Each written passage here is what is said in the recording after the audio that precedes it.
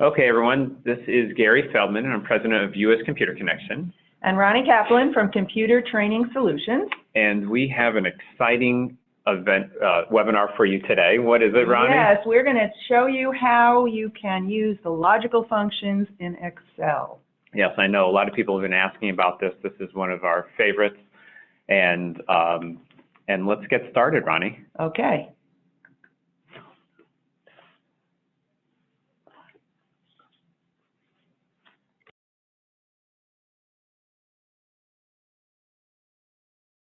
All righty, so here's a file that shows you just a simple spreadsheet with some sales reps and how much they're earning in the first, second, third, fourth quarter. This is just a sum going across, so that's their annual earning sales. And one of the things that we frequently use logical functions for is to find out what the commissions are. So the first thing we're going to do is we're going to use a statement, an if statement, to see whether they're going to earn commissions. And as I've put down here in text, I've used a quota of 140,000, and if they make that quota, then yes, they get a commission, and if not, they do not. So I'm going to use a formulas tab to go to what's called the logical functions. And as you can see, there are only a few of those, a lot more functions in some of the other areas. And I'm going to use the if function. And I'm going to move it out of the way so we can see our spreadsheet. And so the if function means that if this criteria that I set up is true, then do this. And if it's not true, then do that. So my criteria here, or my logical test as they're calling it, is to say if the total of the sales rep's earnings is greater than, excuse me, 140,000, then what to do if that's true? And what I'm going to have it do at first is just to say that they're going to get a commission. And anything that is not a reference to a cell or a number, a value, has to be in quotes. So I've put the commission abbreviation in quotes. And then if not, I'm going to have it say no commission. Again, in quotes because it's not a cell reference. And then I'm going to say okay. And of course, the first fellow here, Wilson, did not make that because he only had 127,000. And I'm going to use my little, my little double-click shortcut to copy that down. And you can see that there are only two that did not get more than 140,000 in sales, and so they have no commission, and the other ones do have commission. So that's what the if statement has allowed us to do. Now, probably we'd like it to figure out for us what that commission is. Let's say the commission is 10% to make it simple. So I want to go and modify that formula that I've put in. Now, I could modify it up here in the formula bar, but I think it'll be a little easier to understand if I click on that function button and open up the dialog box. So, because it divides it into the nice little simple items that we need. And so instead of the value if true being commission or com, I'm going to say the value if true is to take that amount that they earned and multiply it by 0.1, which would be 10%. And if it's not true, I'm going to just say 0. They get no commission. And I'm going to say okay, and the first guy, of course, gets nothing. And I'm going to autofill that down. And now you can see the 10% for each one of those who made it, and the dash representing a 0 for those who did not. Okay, so that's a pretty standard way to use the if function. However, I want to show you a couple of other logical functions, and one of them I'm going to use to set up a bonus. So what if I decide that I'm concerned that if I make the commission just dependent upon the total sales, that my sales reps would work very hard in the first 2 quarters and then they'd spend the summer playing golf. So I'm going to use a function to say they need to make a certain amount of sales in each quarter. So I'm going to go back to those logical functions and say and. And the AND function means they have to meet this criteria and the next one and the next one. And if you look down here, you can put up to 255 conditions in here. And at first, they're just going to say whether they're true or false. So I'm going to put in just 4 conditions, one for each quarter. And the first one being that the first quarter sales is greater than, I'm going to use 40,000. And the second one is, notice it's going to keep adding more logical areas. And so I'm going to go to the second quarter. And again, I'm going to say greater than 40,000. They don't all have to be the same. I'm just doing it for simplicity here. And the third quarter, greater than 40,000. And lastly, for us, the fourth quarter, again, greater than 40,000. And so I'm going to say OK. And of course, the first fellow, poor Wilson, didn't make it, so his is false. And then we have true, true, false, etc. So only the ones where they have made it in each of the quarters, because they have to make it in the first quarter and the second and the third and the fourth in order to be true. So even the ones that are true, if I take the second fellow and I say, well, we made a mistake, he only earned 37,000 in that quarter, when I enter that, his turns to false, because he has to make it in every one of them. He has to meet every condition or every criteria in order for it to be true. Okay, I'm going to, fine. Now, what if my boss says to me, well, you're being too hard-nosed about this, and it's not fair, and we're going to lose sales reps if you do this. So let's make this a little bit easier for them to get the bonus. So instead of using an AND function, we can use what's called an IF function. And in this case, I'm just going to change one thing in the formula, and that is I'm going to change the AND to an IF. I'm sorry, to an OR. Okay, so we're going to make it OR. So now if he meets it in any of the quarters, then he's okay, he gets a commission. So I'm going to take the second one, and I'm going to say, well, what if he made 41,000? Instead of false, that's going to become true, because he made it in one of the quarters. So this is a much more liberal function than that. All right, and I can then have it figure out what the function would be. If I say, okay, let's go back.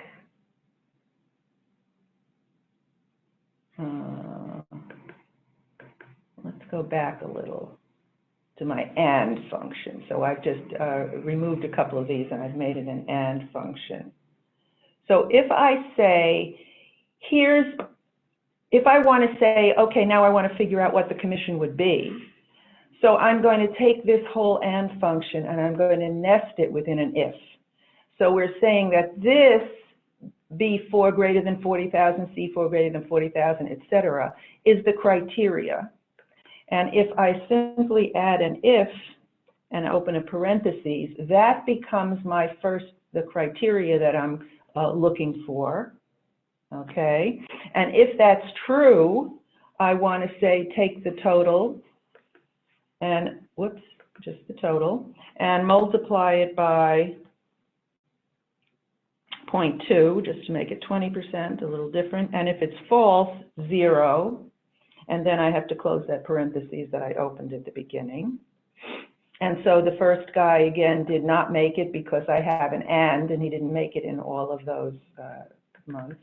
Quarters. And so here's one that did make it in every quarter, and so he gets the bonus and so forth. This one did not make it in every quarter, even though he made it in one quarter. So that is a way that we can use a nesting to say the whole criteria of the AND, or it could be an OR function, is what you have to get up to, is what you have to meet, the condition you have to meet. And if that's true, do this, and if it's false, do that. So it's the same concept. I can also go and open up that dialog box so you can see, here's the value of true, take the total, multiply by 20%, if false, 0, and here's that whole logical test, is the AND. Okay. We're going to go to another spreadsheet that gives us earnings, total, and expenses for different locations of a company, okay? And I want to use this to indicate how I determine whether something is profitable or bankrupt, and maybe I wanted to show that. So if I can use an if statement for that, so again, I'm going to go to logical and say if, and I'm going to say, okay, if the total earnings is greater than the expenses, which we certainly hope that's true, and if that's true, I'm going to say profit or profitable, and again, I'm putting it in quotes, and if that is not true, I'm going to say bankrupt, and put that in quotes as well. And if I say, okay, the first one is profitable because the total is greater than the expenses. And if I autofill that down, you can see that it's figured that out for each one of them. So the bottom two are not profitable. They're what we're calling bankrupt. And since I have the same pattern in the other two locations, I can copy down that formula. It's just a relative copy. And I can see where there are profitable and where there are bankrupt. Oh, Ronnie, can you just tell people what you just did to copy that? Because sure. That was a pretty good shortcut. Yes, it's a pretty good shortcut. Okay, so if you have a selection, whether it's a cell or a group of cells, and you point to the edge of that, that gives you that four-headed arrow. If I want to move it, I can just drag it, okay? But if I want to copy it to another location, no, I don't want to do that. Let me just undo that move. Okay, if I want to copy it to another location, I hold down my control key and then I drag it. And when I release the mouse first and then the control, it has copied it. Obviously, it has no values there to look at. So we're just getting all bankrupt, but that's the idea. Okay? I think that's a good, handy shortcut. Thank you. Sure is. Okay, here's another way we can use this if functions, and I wanted to show you this, and we're going to use it nesting in conjunction with a lookup, which is a very common way to use those two functions as well. So here I have a very a financial spreadsheet, which is saying, okay, I need a credit rating, I need a term of interest, I need the amount I'm financing, and I want to have a payment. So if I say that I would like to determine what the interest rate is by looking at this table here.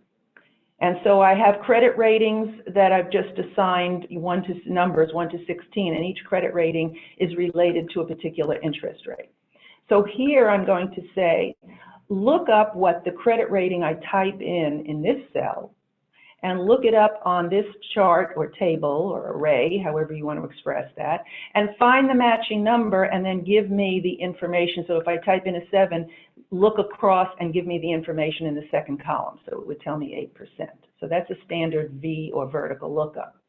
So I'm going to go to the lookup and functions, and I'm going to say VLOOKUP, and I'm going to say look up the value here in my B5 cell on the table array that exists here, okay, and return to me the information when it finds a match in the first column or the index column, return to me the information in column 2. And so when I say okay, because I had a 3 typed in there, it looks at 3 and it returns a 6%. If I have an 8 typed in there, it's going to look at the 8 and return 8.5. If I have a 12 typed in there, it's going to look at 12 and return 10.5, and so forth. All right, so I'm going to put a smaller number in there, it returns the 5.5%. Okay, now, what I want to do is, let's say I decide that anything over at 7% is too high. So I want it to tell me that it's too high. So I'm going to create a nesting in here.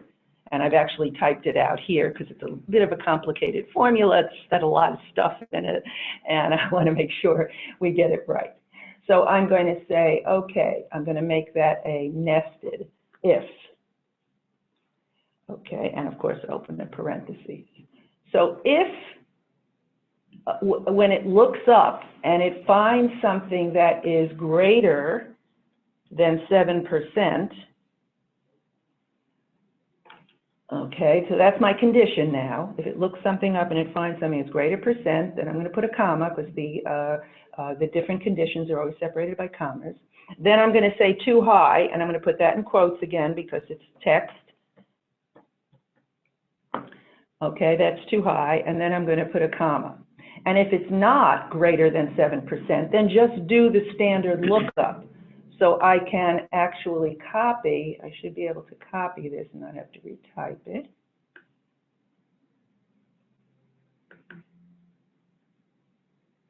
Okay, but that has to be, yeah, I'm going to close that parentheses, and I have to close the parentheses that I started with the beginning.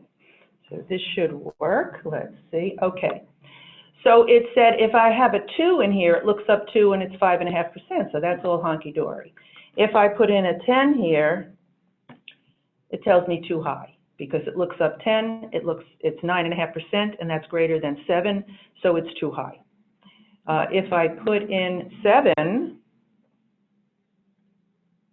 it gives me too high because that's 8%. If I put in 5, it gives me 7% because I said if it's greater than 7, tell me too high. So any number that I put in here as the credit rating that's greater than 7%, okay, then it's going to tell me too high. Otherwise, it's going to tell me, it's just going to return the information and look it up and give me the percentage next to it. So this looks rather lengthy, but it's really fairly simple because I'm simply adding an if to the lookup, and I'm using the entire expression for the lookup to say what to do if it's false. Just do a lookup, but if it's not false, if it's true, give me the too high. So it's just another example of how those things can be used to nest multiple functions. Okay, I have one more to show you, and this is a little bit more involved, but I know you guys can handle it. Okay, so I have a spreadsheet workbook here with 2 sheets. One of them is just a price list, and it has a number of units for particular vendors and parts and the unit price. Okay, and notice that there's a column that's marked discount and final price. So some of these vendors are going to get a discount. Maybe they do more volume or they're related to the person who owns the company, I don't know. But some of them are going to get a discount and some of them are not. So the ones that are not going to get a discount, of course, they're just going to multiply the units by the price. But the ones that are going to get a discount, we're going to say it to multiply that by 90%. Okay, so they're going to get a 10% discount. If we go to the lookup table sheet, we'll see here is what I'm interested in with the vendor and the discount. There's some other stuff on the sheet which is not pertinent to what we're doing, but here are the different vendors, and it's just indicating whether they get a discount or it's a yes or a no. Okay, so I'm going to go back here, and I'm going to have it, I'm going to create a lookup to indicate whether they get a discount, yes or no. So I'm going to go to the formula. Vertical, lookups is generally vertical, and I'm going to look up, okay, the vendor, the name of the vendor, and in the table, where am I looking it up? I'm going to go to the lookup table, and I'm going to say here, we don't need to include the headings in that table, and I need to make it absolute reference, because otherwise when I copy down my discount information, my formula on the other sheet, I'm going to get errors because it's going to be moving down. So I'm going to use my function key for, not on this. Okay, wait a minute. Oh, okay, I'm using an unfamiliar keyboard, so I need to try that again. Okay, lookup and reference, and VLOOKUP, and I'm looking up the vendor, and I'm going to the table array, and where I want to look it up is here, and I need to make it There it is, function key 4. So it puts the dollar signs on the cell and the column so that it always is looking at those cells. It's not moving it down. And what column am I returning? It's only a 2-column table, and I want to know the answer in column 2, which says whether they get a discount, yes or no. So when I say okay, this guy is no. If I go to my autofill handle, and again, this is a great shortcut if you're not familiar with it, instead of dragging it all the way down, I can double click and it automatically fills it to where there's no more data next to it. Okay, so it takes it right down to the bottom where I need it.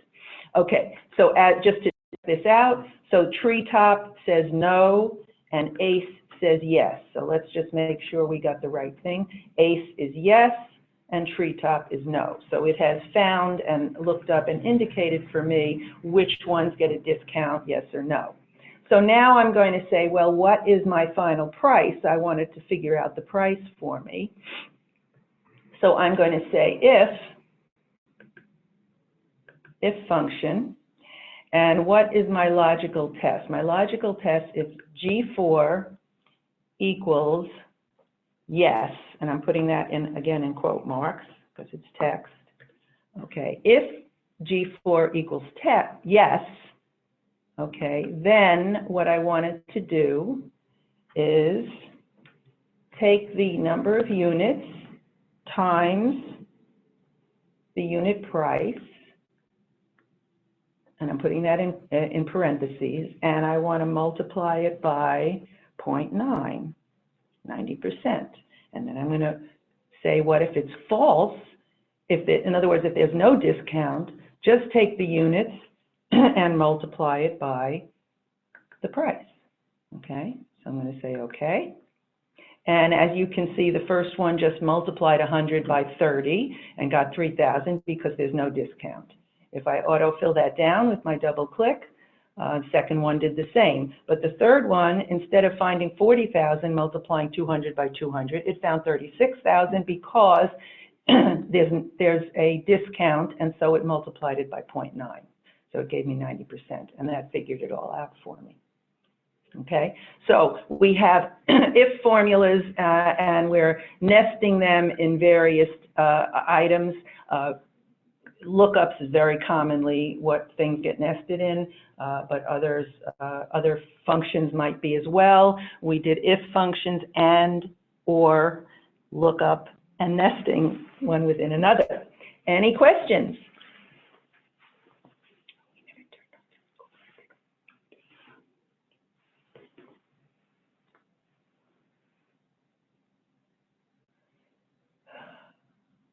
Okay, so while we're looking at some questions, just want to let you know that if you go to uscomputer.com/events, you can see our upcoming events. We have PowerPoint animation webinar on May 11th at 10 o'clock. And we also have in June, on June 8th at 10 o'clock, we have Excel pivot tables webinar.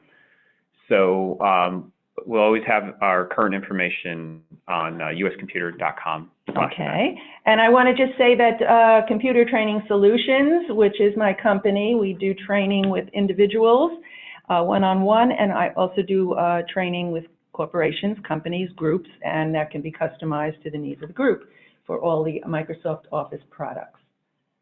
So someone asked about the Mac key. I am not a Mac person. I work on PCs, so I'm not sure what the shortcut stroke is for that. Okay. No questions. Great. Well, then we'll all see you next month. Okay. Have a great day. Thank you.